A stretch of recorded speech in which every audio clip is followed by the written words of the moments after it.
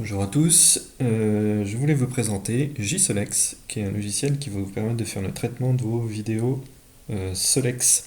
Donc j'ai fait en fait l'acquisition d'un Solex pour l'imagerie solaire il y a à peu près un mois. Et j'ai commencé en fait à développer ce logiciel pour faire le traitement des vidéos à la place du logiciel Inti.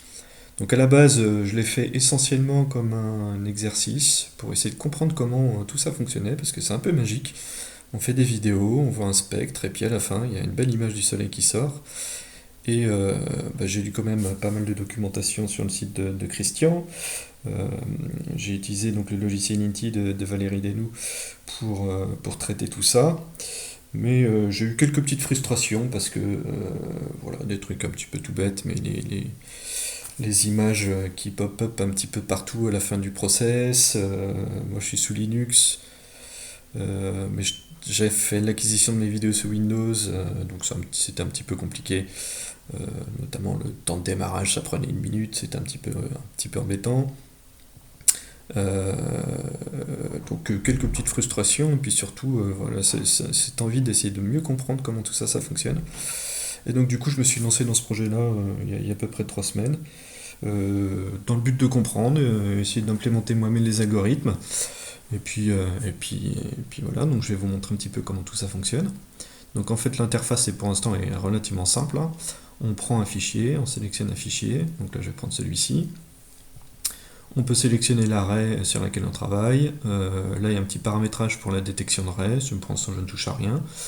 On peut faire le décalage de pixels par rapport à l'array, essayer de décaler donc pour aller plus d'un côté ou de l'autre par rapport au centre de l'arrêt. Ce paramétrage, normalement, on n'y touche pas, c'est pour les images de type Doppler. Donc là, on va aller prendre 3 pixels d'un côté et 3 pixels de l'autre. On peut faire évidemment de la correction automatique d'image, donc de ratio. Et si jamais le logiciel ne fonctionne pas comme il faut, eh bien, on va pouvoir corriger ça. Mais donc il y a deux modes de fonctionnement. Je vais commencer par le mode rapide. Le mode rapide, c'est un petit peu celui que je vais utiliser quand je fais l'acquisition de mes vidéos et qui va permettre de regarder très rapidement ce qui se passe, donc la reconstruction en temps réel. Et puis on va s'arrêter là. En fait, ça va juste faire la reconstruction, ça va faire la correction géométrique, et puis ça va nous permettre de voir un petit peu si l'image est bonne. Donc là, il m'indique un tilt de 40 degrés, mais en fait, le calcul du tilt n'est pas terrible, puisque l'image est parfaitement ronde, et donc du coup, il n'arrive pas très bien à savoir comment est orienté le soleil. Mais bon, ça c'est pas, voilà, c'est pour ça qu'il ne va pas faire de correction dans ce cas. Et donc ça nous permet de voir rapidement que l'image va être pas trop mal. Donc une fois qu'on a fait ça, je vais repasser, donc recharger ce fichier, et puis là on va pouvoir le passer en mode full. Donc dans le mode full, ça va faire le traitement complet. Donc on va regarder ce qui se passe. Donc là il est reparti, il refait ça, et puis il va me générer un certain nombre d'images. Donc là par exemple, la dernière qui est apparue c'est le continuum, donc la version solaire avec où on va pouvoir avoir les fameuses tâches. Une image Doppler.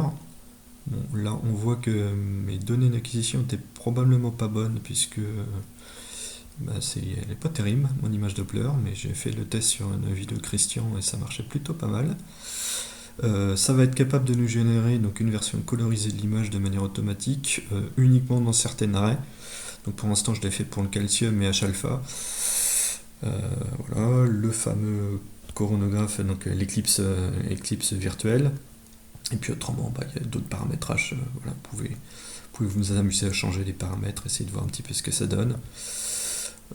Ça va vous enregistrer aussi ça sous forme de fichier soit PNG ou soit FITS, donc le standard en astronomie. Mais voilà, donc j'ai fait un petit peu tout ça pour essayer de comprendre comment tout ça fonctionnait. Et puis derrière, j'ai ajouté des outils qui, moi, m'ont servi pour faire la mise au point du logiciel. Mais je vais commencer par faire le tour des autres paramètres pour lesquels vous pouvez travailler. Donc ça, ces paramètres-là vont être intéressants si vous générez justement ces fichiers FITS. Donc c'est ça qui va permettre d'avoir toutes les métadonnées de l'acquisition. Donc là, par exemple, la date, elle est prise automatiquement à partir de la vidéo. Donc voilà, si vous n'avez pas fait d'erreur, que votre PC était à l'heure, normalement, vous n'avez pas besoin de remplir ces informations. Et par contre, tout le reste, eh bien, Voilà, ça va être à vous de le remplir, ça sera pas automatique. Et puis derrière, j'ai un certain nombre d'options. Donc là, ça c'est pour dire que on va supposer que que la vidéo est en mono. Donc moi j'ai une caméra, je suis en monobine, mais même quand on fait ça, les images sont en noir et blanc. Et donc quand on coche cette case, le traitement va quand même être beaucoup plus rapide, parce que si on ne le fait pas, il va falloir faire le débailleur, donc le démosaïsage de l'image pour pouvoir faire le traitement. Donc après voilà, on peut décocher si on ne veut pas enregistrer automatiquement les images, ça permet de ne pas le faire. Donc ça c'est pour les traitements rapides, c'est intéressant de la décocher. Si on veut les fichiers FITS, et puis après j'ai des paramétrages par rapport à la correction de ce que j'appelle l'effet de bande. Donc là on le voit bien, par exemple sur mon image de base, moi j'ai beaucoup de bandes ici. Et donc comme il y a beaucoup de bandes, il faut, voilà, c'est que j'ai de la poussière, je ne sais pas exactement d'où ça vient, mais ça peut se corriger. Donc j'ai fait un petit algorithme pour le corriger. Et donc les paramétrages de cet algorithme se font ici. Et donc là j'ai 9 passes avec une largeur de bande, mais si par exemple je le descends à 3 passes, on va voir que quand je vais refaire le traitement, l'image ici va être un petit peu moins bonne. Donc là je retourne sur linéaire par exemple, donc en linéaire voilà, et la version corrigée, on voit encore des petites traces ici de bande. Donc bon, après ça se corrige, mais bon, c'est du paramétrage pour lequel vous avez la possibilité de jouer avec. Voilà, donc on peut évidemment remettre les paramètres à 0. Donc ce que je vais faire ici maintenant, c'est prendre... tiens, je vais le faire sur une vidéo de Christian, on va le changer. Hop. Donc je vais prendre la vidéo que j'utilise en test, qui est celle-ci. Et puis je vais aller générer les images de debug. Donc je vais décocher, non, on va le garder, mais c'est pas grave. Je vais faire ça. Voilà. Et donc là, il va tout me générer. Il fait tout ça très bien. Et puis on peut aller voir. Donc là, par exemple, ça nous permet de vérifier qu'il a bien détecté l'arrêt. Et donc de bien suivre où ça s'est passé. Et puis on va avoir les bords du soleil, voir s'il a bien détecté les bords. Et donc ça c'est assez intéressant, et vous avez un outil spécifique qui vous permet de régler les paramètres. Donc par exemple, si je vais ici et que je choisis la même vidéo, en fait je peux regarder à différents endroits de la vidéo. Voilà, donc par exemple au début, il n'y a pas le soleil, donc l'algorithme il fait un peu n'importe quoi, mais au fur et à mesure quand on va arriver, hop, et quand on tombe sur les frames là où il y a le soleil, ça se passe plutôt pas mal. Et puis donc là, par exemple, si vous voulez tester d'autres paramètres, donc par exemple un seuil de détection beaucoup plus faible, on voit déjà qu'ici il se passe des choses. Donc là, ça c'est pas un bon paramétrage. Et puis si je vais et que je fais du trop large, on voit que le spectre commence à grossir, donc ça va avoir tendance à calculer une mauvaise ligne en fait ici. Donc ça c'est intéressant parce que par exemple si on traite l'arrêt calcium, donc quand on va dans les paramétrages ici, qui sont ici, donc si je choisis une arrêt calcium, j'ai mis un seuil plus élevé parce que la bande est beaucoup plus large et donc le seuil de détection est plus faible. Donc il faut l'augmenter pour pouvoir bien détecter cette bande. Donc là vous pouvez jouer avec ce debugger pour essayer de trouver les paramètres qui vont bien en fonction de vos vidéos. Voilà, donc c'est un petit peu ce que je voulais vous montrer ici. Donc là, donc dans les images de debug, il y a des informations supplémentaires. On peut voir les différentes reconstructions qui sont faites en parallèle. Donc là, c'est la version de base. Et puis pour le Doppler, il va y avoir la version décalée de 3 pixels vers le haut, et puis la version décalée de 3 pixels vers le bas. Et donc ces deux images-là sont recombinées pour donner l'image Doppler qui est ici. Donc quand je vous le disais tout à l'heure, mon image était pas bonne, là on voit bien que c'est gauche bleu ici et puis rouge de ce côté là, donc là c'est déjà mieux. La colorisation est encore un peu bizarre, faudra peut-être que je retravaille ça, mais bon, comme je vous disais, en fait j'essaye d'apprendre un petit peu tout comment tout ça fonctionne, et donc d'implémenter tout ça au fur et à mesure.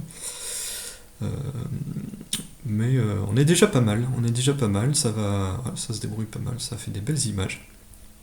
Et puis derrière, donc je vous disais, on peut aussi les ouvrir Donc dans le dossier, donc une chose que j'ai faite par rapport à Unity qui m'avait un petit peu embêté dans Unity, c'est que voilà, typiquement il génère tout un tas de choses en vrac dans un dossier, et donc j'aime pas trop ça.